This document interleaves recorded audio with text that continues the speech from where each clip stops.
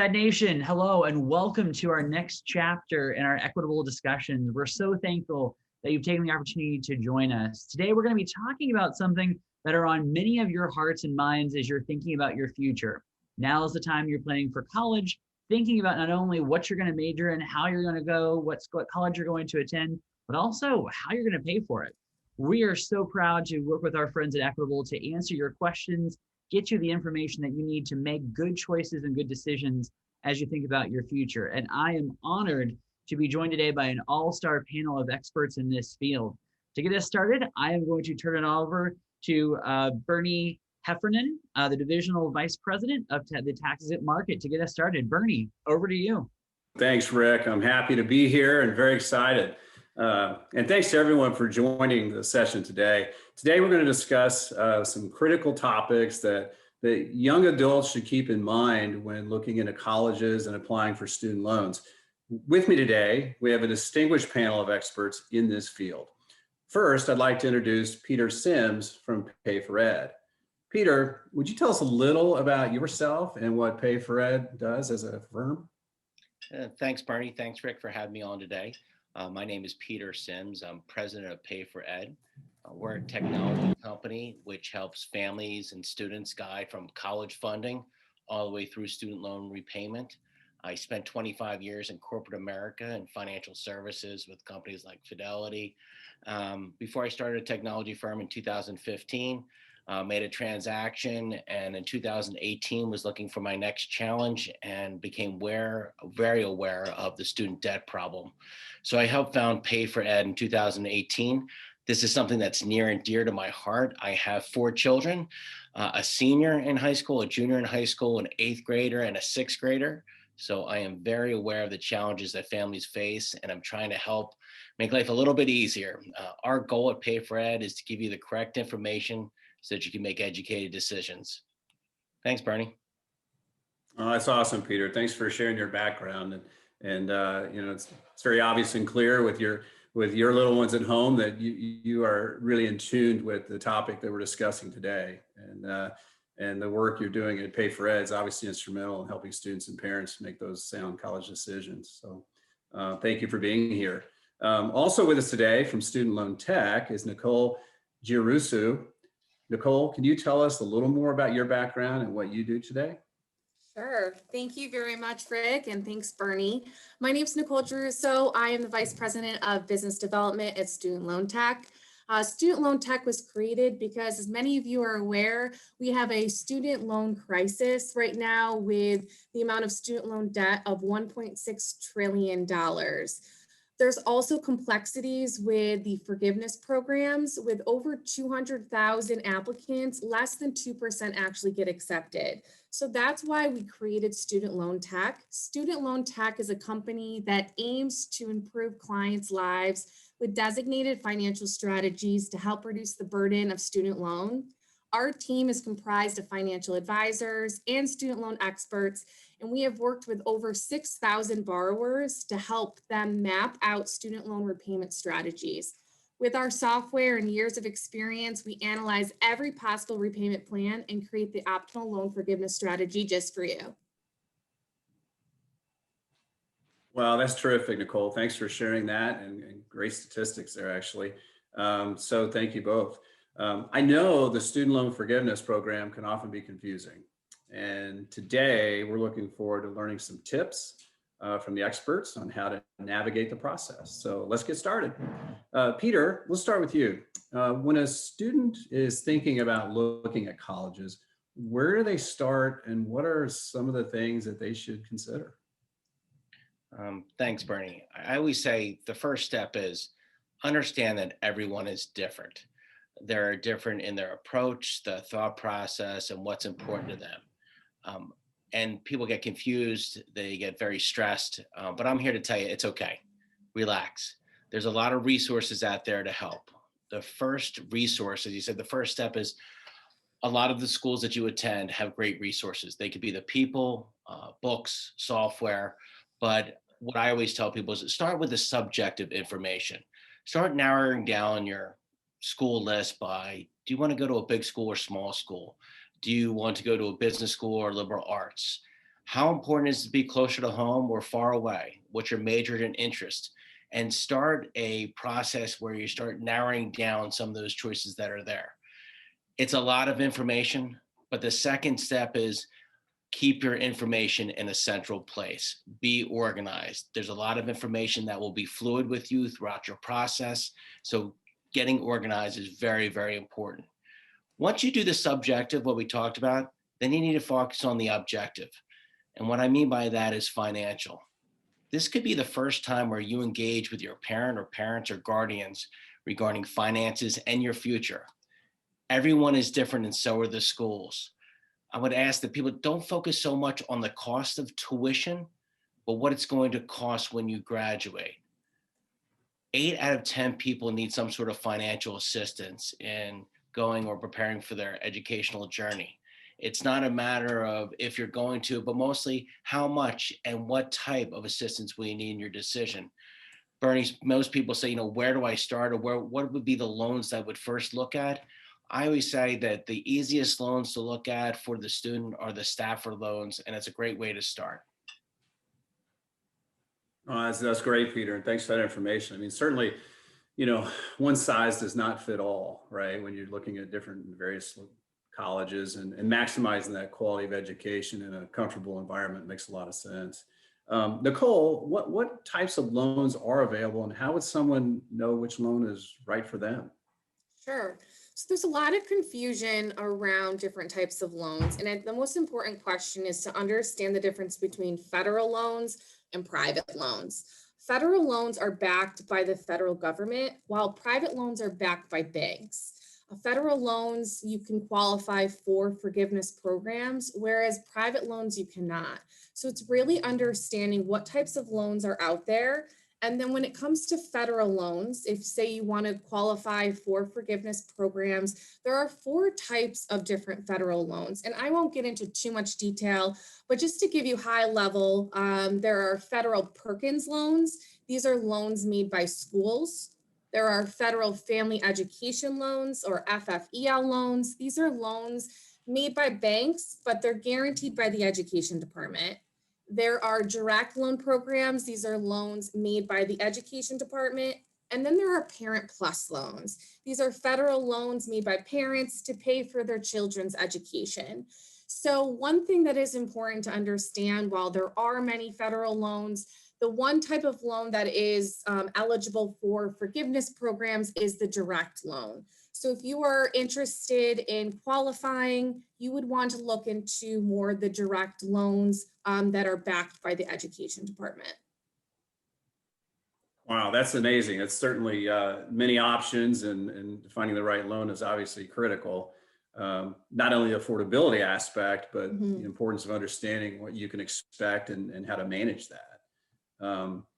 Peter, can you tell us a little bit about the free application for federal student aid, or FAFSA form? How does that work, and where can students find it? Well, Bernie, I think the hardest thing is to try to say that 3 times quickly. It took me forever in the time starting the company. I couldn't get it right, but FAFSA stands for the Free Application for Federal Student Aid. It's the form that families submit to apply for federal financial aid. As Nicole alluded, it's used for the federal government, states, and colleges toward grants and work study programs and loans. Where you start is go to studentaid.gov and you start the process there. One of the most important things about starting your journey is understand what information you need to fill it out. Some of the information that they'll ask for is parents' income, parents' assets, students' income, and student assets. The more you're prepared and having that information available, the quicker you'll be able to go through the form. Once you process the form, you'll get your FSA ID number. Once that it's really completed, you'll receive something called your expected family contribution, or it's also known as your EFC. And it actually is a breakdown of those 4 things I talked about: your parents' income, parents' assets, student income, and students' assets, not weighed equally, unequally, but it does come up with a number. And basically what it says is that's the amount of money that the government or through that process feel that you can pay for that college. Take a deep breath. it's scarier than it is. Information is key, and knowing when information to have will make it a lot easier. The other side is that some of the more competitive schools will ask for more information, and they use something called the institutional method. It's very, very important to keep that separated between the federal methodology and the institutional methodology, because there are two completely different numbers, and that will have a direct impact on the amount of aid that you will get at that university or school that you're looking at. Some of the more competitive schools, even though they have a higher price tag, do have larger endowments, so they do have more aid money.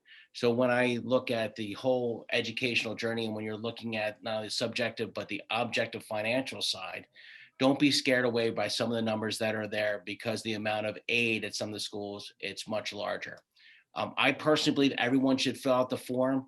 Some people say, well, I won't qualify for any need-based aid, but in a time like today, things change quickly and you don't know what may happen. It's always good to fill that out. It's also good to fill it out because some schools and universities want to know that you don't need any aid, and that might help your enrollment management or possibly getting into that school at that point of time. A couple tips though, when you're filling out your FAFSA form, is use a different email than your school email. As you are going through your high school journey, you will not be there forever. And if you use your high school email address, that's probably gonna be shut down when you graduate. So try to use another email address to keep that information coming to you. The second is when you usually are asked about 4 different security questions, write them down, keep them in a safe place, or ones that are answers you can repeat in your sleep. I think ones that, what was your favorite pet growing up? You might have a couple of different pets that are there, but keep that information organized in one spot. Yeah, those are great tips, and little things you don't even think about, right? Like the email address. That's great insight. From a loan forgiveness perspective, I was surprised to learn that it might be beneficial long term for someone to go into a particular industry over another. Nicole, could you tell us a little bit more about that? Sure. So I know there's a lot of confusion when you're starting to plan what colleges that you're going to, what your major is going to be. But when you think long term of loan forgiveness and industries and occupations that might qualify, you take a look at nonprofits. So anyone in the nonprofit space. So if you were thinking about becoming a teacher and working at a public school or a university, you want to get into healthcare and work at a hospital.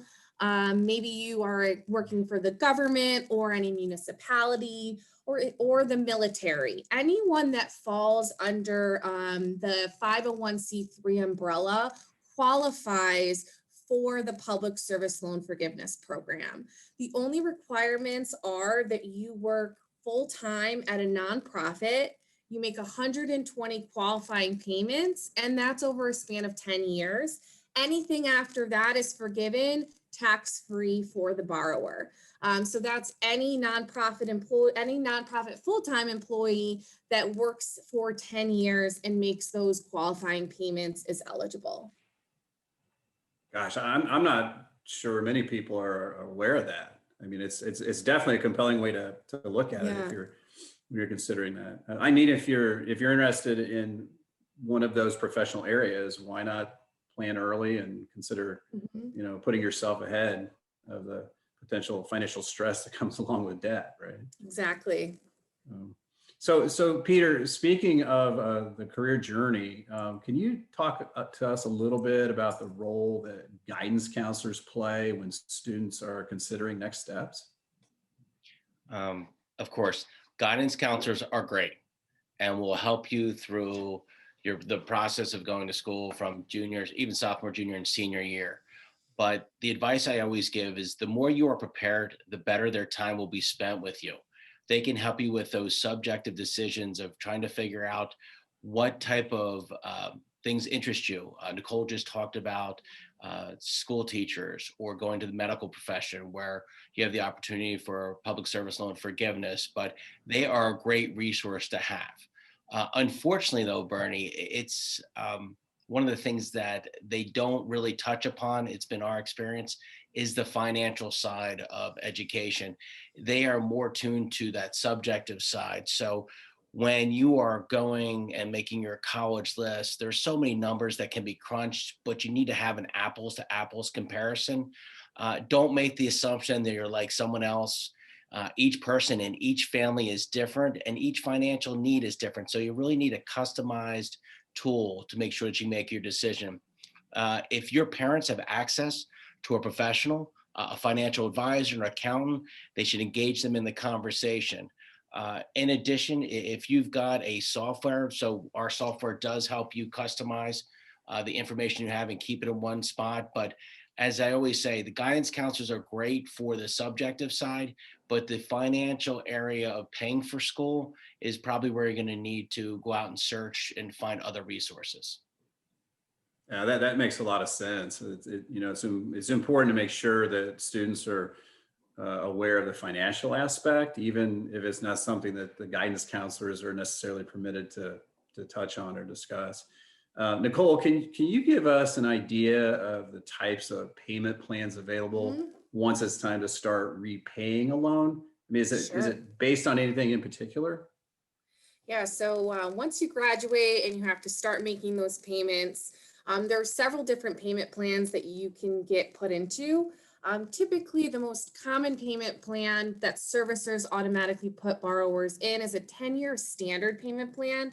And what that is stating that you're going to pay off that full loan amount in 10 years. These are typically the highest payment amounts monthly.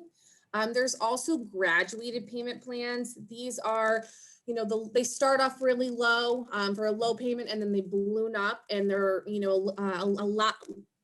lot higher towards the end of that graduated payment. Then there's extended payments. So instead of having the 10 years, it goes from 25 to a 30-year payment plan. So you're really paying off that loan for an extended period of time. And then there's an income-driven repayment plan. This is based on your debt to income ratio. This is typically the payment plan that we are going to put you on when we enroll you in the public service loan forgiveness program, if that's applicable to you. But again, that's going to be based on your debt to income ratio. And that's going to be the most payment plan that would go for the forgiveness programs. But that's in a nutshell, the 4 types of payment plans, but it's really based on your own financial needs and your own financial profile. Wow.